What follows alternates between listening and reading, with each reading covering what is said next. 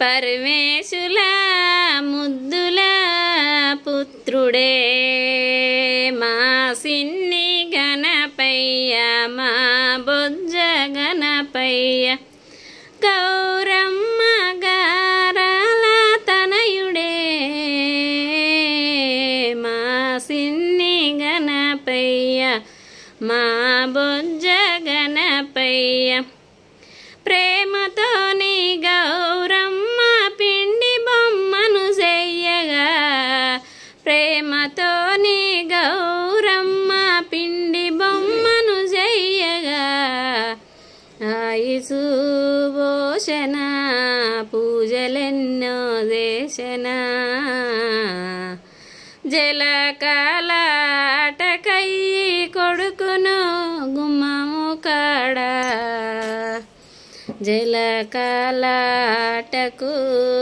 గౌరమ్మ ఎల్లగా కొడుకుతోని చెప్పి రానియ కాని గమ్మాన ఉంచెనా గుమ్మాన కాపులుంచెనా దేవుడు దేశాలు తిరిగి వచ్చినాడే శంకరుడు తోవలియడు దారిలియడు ఇంటిలోనికి రానియడు కత్తులు ఎర్రని గుడ్లకు ఎత్తనే కోపాలు తెల్లని ఆ గుడ్లకి తెచ్చెనమ్మో కోపము కత్తులు దీసెనే మెడ మీద నరికెనే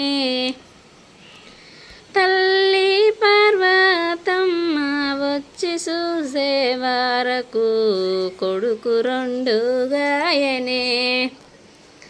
కంట నీరు పెట్టుకొని అయ్యో అయ్యో పరమేశ పిండి బొమ్మను చేసినాను ప్రాణాలు పోసినాను ప్రాణంగా చూసినాను మన పుత్రుడు అని చెప్పెనే యా పార్వతమ్మ మన కొడుకు అని చెప్పెనే